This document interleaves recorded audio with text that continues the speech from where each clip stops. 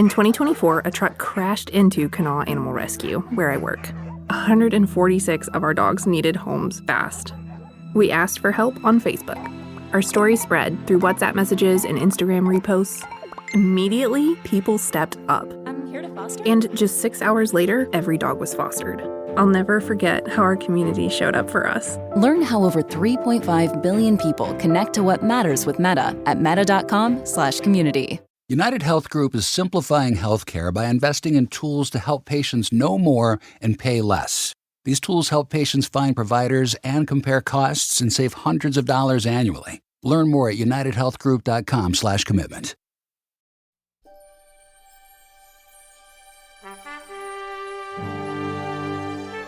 The international sports industry has never been bigger or more competitive.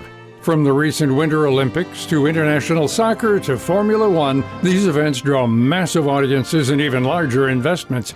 Billions of people tune in, and billions more dollars follow. And in recent years, one country has moved aggressively into that space: Saudi Arabia. Over the last few years, the Middle East oil-rich kingdom has poured hundreds of billions of dollars into sports by building new leagues, buying teams, hosting major events, and signing some of the world's biggest athletes. From golf and soccer to boxing, tennis, and motorsports, its presence is hard to ignore. What is happening in Saudi Arabia right now is a project in its initial stages, so it's immature. And so we're not seeing large numbers of events supported by significant infrastructural development, underscored by or underpinned by a coherent tourism strategy, for example. This is ongoing. And this is really important because we do believe that Saudi Arabia will host the FIFA World Cup for men in 2034. There are rumors possibly of a Saudi Arabian 2036 Olympic bid. That's Simon Chadwick, a professor of sport and geopolitical economies at Skema Business School in Paris, France. He says while sports have long existed in Saudi culture, the scale and speed of the current expansion is completely different, and that investment is already showing up on the global calendar.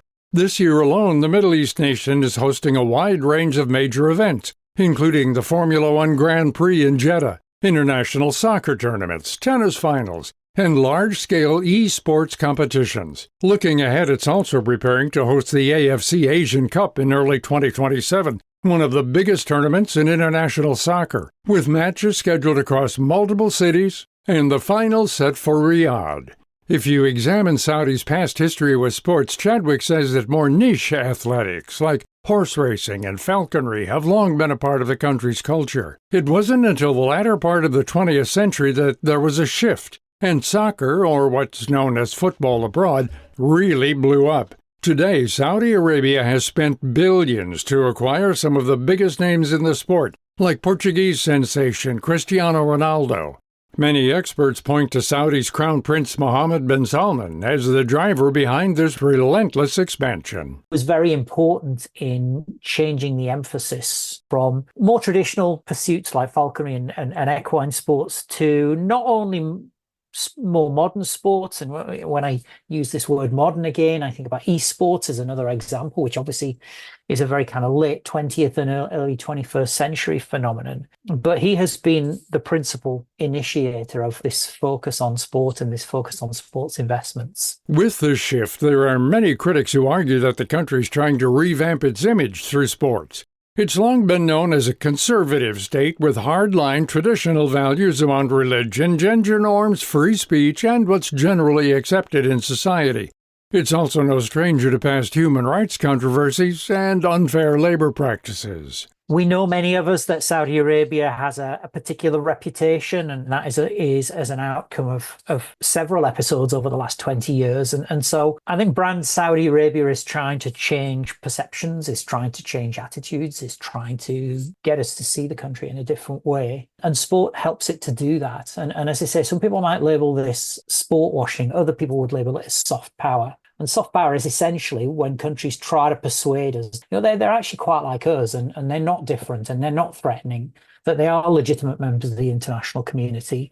And so in terms of how I would characterize Saudi Arabia overall, we got lots of fighting, fast cars and football, soccer events taking place there, which is typically what you would find in the United States, in Britain, in France, in Germany, in Australia, and other parts of the world. So that kind of underscores this whole observation about legitimacy and about soft power. While this may be part of the narrative, there are also a handful of other factors behind the country's heavy push into sports. Saudi Arabia is a country that is hugely dependent upon oil revenues to sustain itself, maybe as much as 40% of GDP annually. And so sport is part of a diversification strategy at a time when obviously the world is kicking back against fossil fuel consumption.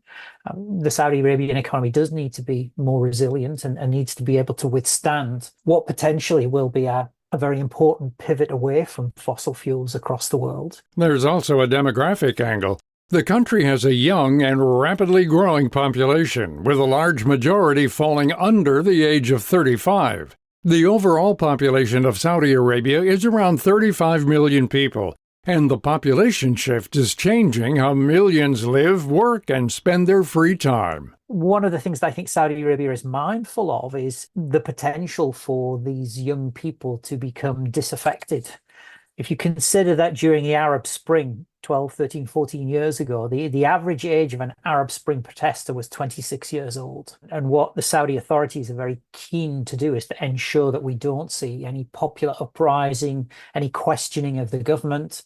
And so sport is one of the ways in which the country is addressing that. But otherwise, Saudi Arabia has public health problems, high rates of hypertension, diabetes, heart disease, strokes, and so forth. And obviously by focusing on sport, by getting people not just to watch sport, but to play sport too, constitutes an important public health intervention. Yet questions still remain about how sustainable this approach will be and the long-term impact it will have, both inside the country and on the global sports landscape. For now, what's clear is that Saudi Arabia isn't letting up anytime soon. For those of us who believe that sport has the power to do good things to change societies, we could say that Saudi Arabia is a very interesting case study about how transformational sport can actually be. This also raises a bigger question about the future of sports itself. As more state-backed money enters the system, leagues, athletes, and political leaders are being forced to navigate new financial realities and political considerations, gradually altering the structure of power across international sports. For more information about our guest, Simon Chadwick, head to viewpointsradio.org. For more behind the scenes and to support the show, follow Viewpoints Radio on Instagram, X, and Facebook. This segment originally aired in May of 2024 and was written by our executive producer, Amirah Zaveri. Our studio manager is Jay Silvers. I'm Gary Price.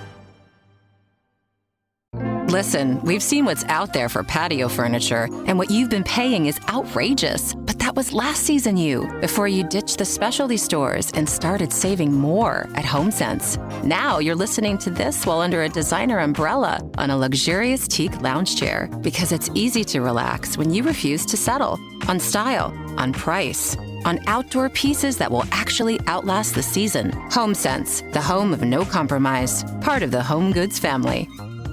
Did you know about 1 in 3 people with plaque psoriasis may also develop psoriatic arthritis, which causes joint pain, stiffness, and swelling? Does this sound like you? Listen to what it sounds like to be a million miles away. Tremfya guselkumab, taken by injection, is a prescription medicine for adults with moderate to severe plaque psoriasis who may benefit from taking injections or pills or phototherapy, and for adults with active psoriatic arthritis. Serious allergic reactions and increased risk of infections and liver problems may occur. Before treatment, your doctor should check you for infections and tuberculosis. Tell your doctor if you have an infection, flu-like symptoms, or if you need a vaccine. Imagine being a million miles away. Explore what's possible. Ask your doctor about Tremfya. Tap this ad to learn more about Tremfya, including important safety information. Ever walk past a place for rent and wish you could just take a peek inside? Maybe even explore the layout. Envision the natural light streaming through the windows. Or plan where your vinyl record collection would go. At Apartments.com, You can. With tools like their 3D virtual tours, you can see the exact unit you could be living in. Really envision yourself in your new home with Apartments.com, the place to find a place.